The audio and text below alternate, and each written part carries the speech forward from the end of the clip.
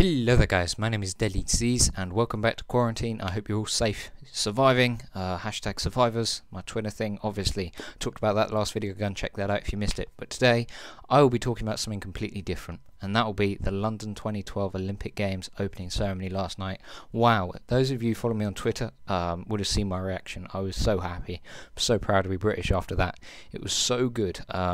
And I'm just going to talk about the best bits and the bits that really pissed me off. So the best bits were obviously they're showing my country's history. For example, the Industrial Revolution, World War One, England, the English countryside, that sort of thing. It was epic. It was just wonderful to watch the chimneys coming out the ground, gradually creating new things. And the best bit that really stuck to me was Isambard Kingdom Brunel, one of the biggest inventors ever. He has created things that today we would not be able to live without. For example, steam engines, that sort of thing. He made railways, he made trains, he designed massive ships that went across the Atlantic, and he telephone line. I think he was part of the team that laid the first telephone line that joined the UK to the Americas up, which is something awesome. And the other person they highlighted was the guy who created the internet, which I always think he's underrated, because he's not. Everyone thinks, oh, the internet, Sergey Brin with the Google and I've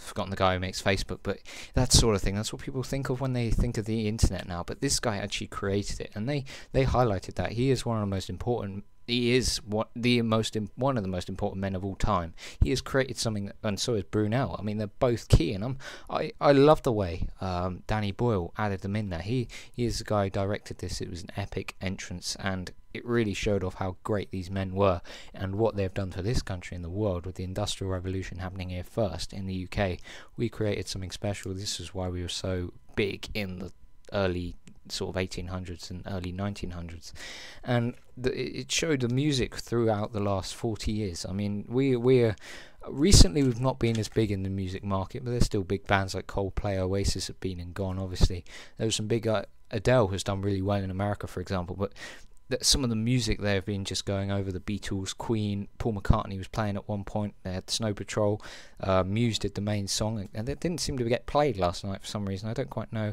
There was punk, modern era, Dizzy Rascal, things like that. That was just epic, just mixing it all together, creating this epic spectacle with like the flying men on bikes and the bit when the revolution and the rings rise up. That was awesome, and the music playing in the background just got your heart going. I couldn't go to sleep last night. I had to stay up till like an extra hour because my heart was just beating. I was running on adrenaline. It was so awesome. And then of course when they played Chariots of Fire, Mr. Rowan Atkinson came out, and I just like, this has got to be one of the best shows ever. It just like one of the biggest comedians ever. He was in various things, for example Blackadder, one of the most famous comedies of all time. He is also Mr. Bean, which is one of the most famous characters of all time. He's big worldwide, and what he did was awesome, and he is just doing what he does best, isn't he? Miming, that sort of thing, made it truly British. And then of course we had the James Bond going to see the Queen. That was epic. And then she skydived out. That added an awesome touch, and I couldn't help but think that this is what is good to be British. Certain films, certain ideas kind of this country, and I really did enjoy it. And she did the Queen looked slightly depressed last night. I think partly of that was because she was up very late. It was, by the time she's doing her speech, it was about 1 o'clock in the morning in the UK, which she wouldn't be able to do very easily, which is a shame. But I saw her again this morning. They showed her on TV, and she looked much happier. She was up the Orbit Tower with Boris Johnson, who I will come on to in a second. And the torch at the end was so cool. The way they got the athletes of the future to light it, really setting out the motive of the whole Olympics, and the way it just rose up and created this cauldron, except with these petals, and they were epic, so good, so very good. And then if we move on to old Boris Johnson, who the other day did this awesome speech when the torch came into London for the first time, and he was just completely destroyed Mitt Romney. I will link you to this. This is one of the best speeches I've seen for a long time. He destroyed Mitt Romney, the American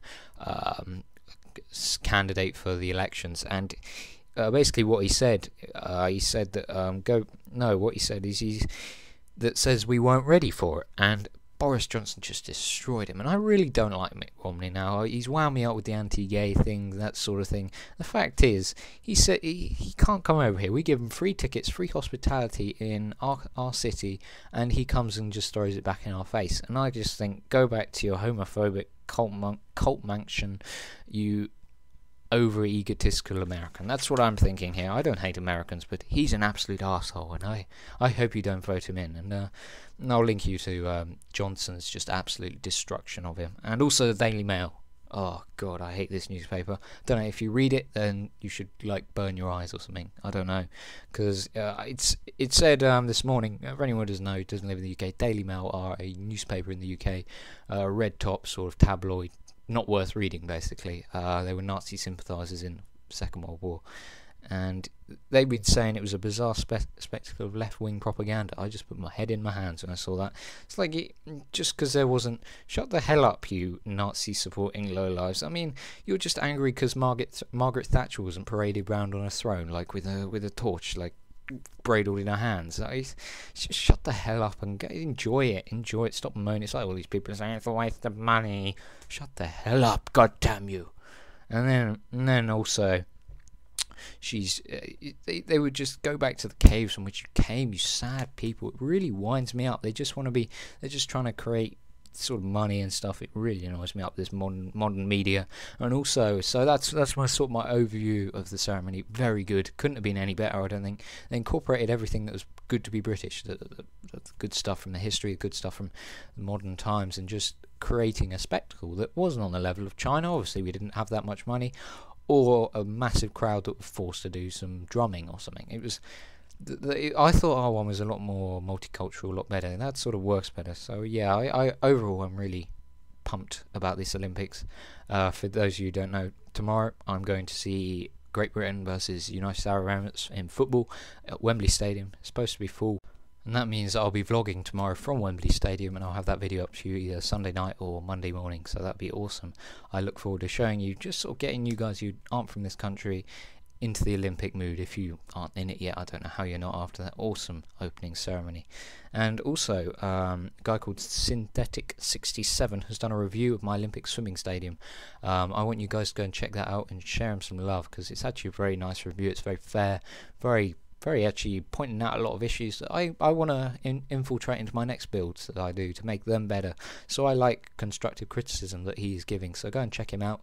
Maybe go and subscribe to him. Go and really help him out. He's a nice guy. He always seems quite nice. So go and check him out. He's done a very nice review. And so I want to thank you for watching, and continue to survive until my next video. And remember to keep holding the plague back. And if you rate, subscribe, and comment your opinion of the and leave comments of your opinions of the ceremony, if they're respectful and opinions that are your own opinions, it will stop the spread of the plague on YouTube. Remember that we're stopping this plague spreading. Hashtag the plague. Hashtag the survivors on Twitter. Thanks for watching. I've been Deadly Disease, and goodbye.